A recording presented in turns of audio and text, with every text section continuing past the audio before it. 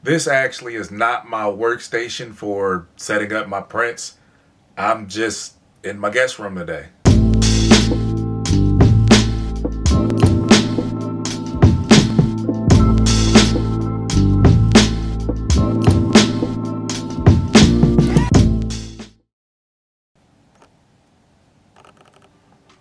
So today I'm going to show you me setting up my next job that I've got. It's a personal job. It's not a job that I'm doing for anyone else but myself. I believe this is going to end up being a two-color job. It's a photo, and I just want to show me doing my color separations manually. I'm doing this in Photoshop, but I'm doing this with the help of an action that was created by Mikey Designs. For those who don't know, for those of you who are watching this don't know who Mikey Designs is, I would highly recommend you follow his YouTube page. He's a screen printer, but he's created this action that makes separation as easy as a click of a button. And there are screen printers who have applications like I just lost the name of it that quick. Separation Studio, and that comes with a monthly fee. This is a one-time payout, and so far I've been using this for about 2 months, maybe 3 months. It works good for what I do. I've never used Separation Studio, so I don't know if there's a greater difference, but based on what Mikey Designs has said in his videos, it works just as good. And for me, it saves time because I was manually separating. I'm not going to show you today how I used to manually separate my colors. I'm just going to show you this one click of a button and it's separating my artwork. And after I'm done with that, because my artwork is just a black and white, I'm going to just go to Google and pull up a picture and show you how it separates with images that's got colors. So we'll just call this a review of Mikey Designs ActionSeps. So we'll go ahead and go to the screen now. And you see I already got my artwork set up. This is going on a black t-shirt. Just a black and white image, but I think I'm gonna print white and gray. So I've already got the action set in my Photoshop. So I'm gonna go to my actions, press play, so I can see my list of actions. And ActionSeps was already open because I've used it recently. And all that I do, you can go through these steps, but I've already set up my artwork. I've already adjusted my highs, my lows, my mids, my sharpness, my brightness, my contrast. All that's already done. All I'm going to do is press right here where it says Start ActionSeps. Come down here, press the play button. It's going to ask me to continue, and I'm just going to continue through all of this. And it's going through this because there's multiple colors that ActionSeps sets through. I don't use the black and white setup. He's got one for just black and white image. This just seems to work better for me, and it's probably just because I haven't really tried to figure out the other one, but whatever. So it's going through all of the different channels. It's finally done. So you see it turned everything red. That's no biggie. We're in the layers. We're gonna go to channels and see where it says t-shirt color. That's why it's showing red. We just need to change that to a black t-shirt. You can change that to whatever t-shirt that you're gonna print on, just so that you know what your final product's gonna look like. So I'm gonna delete these channels I don't need, like a turquoise. I'm not printing turquoise. I don't need lemon yellow. And honestly, for this job, I don't need a highlight white. All that I need is my white base and my cool gray. So you see when I mute the cool gray versus when it's there, it's just a little more information there. And I'm gonna keep it that way, but just a fast way of separating some artwork. Now, I'm gonna go ahead and just open a whole brand new file, go to Google and just Google something, so you can see what it looks like when the image has color. So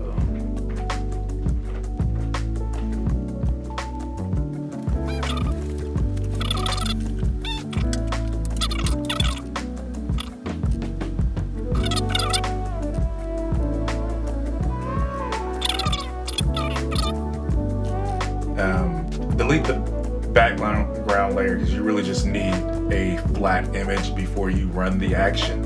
But you see here, there's going to be some information that more than just that black and white one that we just did.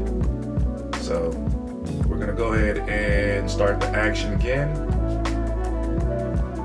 It's going to go through all of these questions yet again.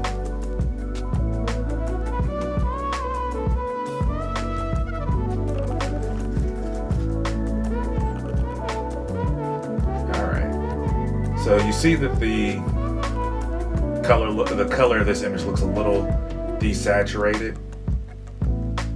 You just need to go and make adjustments now. But you see there's way more information than the other one. I'm gonna mute everything except for this white base channel. So here's white base, basically just a black and white image.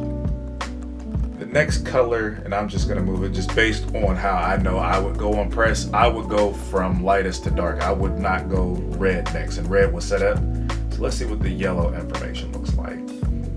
You see that's giving skin tone a little bit, and then when you add the red, it's gonna jump on. There you go. So see, we've got human skin flesh tones. We've got Jordanson flesh tone. The red in the Bulls, the basketball's got some color. Let's see what this blue information looks like. There's some blue information people've got on denim. There's no purple. There's a little purple. I can honestly put those two together. A little bit of green. No turquoise, so we'll delete the turquoise. Honestly, I wouldn't use the green either. It's not enough information there. I would probably just blend that in with the yellow. So far it's showing me that I've got white, yellow, red, blue, purple. So realistically, the blue and the purple will be on one screen. And I would just find a color that makes that look good. But we're looking at 4 colors so far. And then the cool gray is not necessary here. I'll delete that.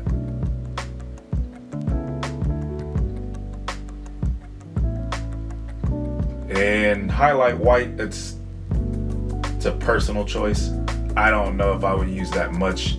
I'm gonna make an adjustment here by hitting Control L.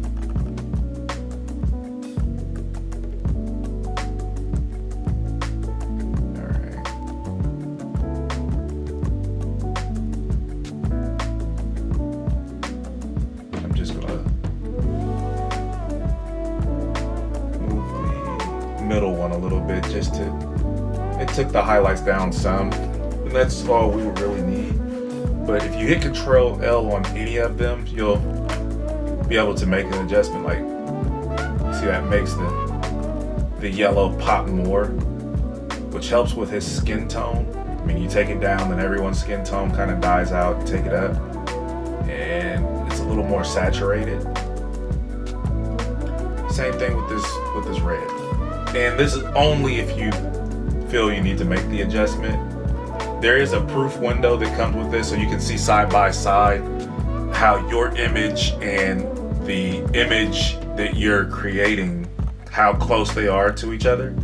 But yeah, that would be how you would separate if something has color. And that's it. But I'll go back to mine because, and I don't need to say that, but you seen that was just set up there for a 4 or 5 color job. You come down here, let's say that your press is only a 4 color press. He's got a setup here where you can change that to however many colors you have on your press. So when you press that and press play, that will actually combine the colors there and make it a 4 color job.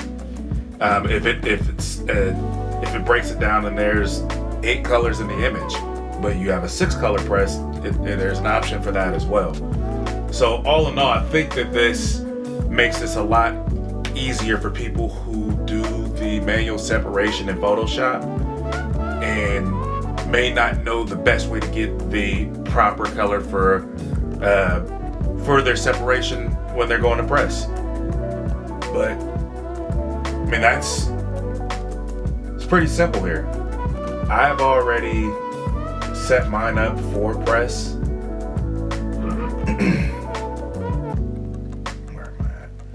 So, I mean, I've got my gray. This has already been half toned, and you see there as I zoom out. So all I've got to do now is go make my film positive, but I think this is a time saver. Honestly, if you are screen printing, whether it's for business or you're doing it for personal reasons,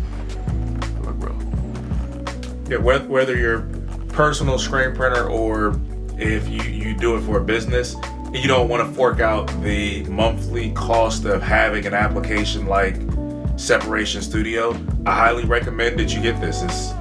It's not an ad from Mike. I just seen that he was offering this, and I decided I wanted to see if I could use it, and it makes sense for my business. It's a one-time fee. I believe it was $100 at the time. I cannot remember, but it's definitely worth it. It makes separating your images go smooth, and yeah, I recommend it. So we're gonna go ahead and go from here to going to press.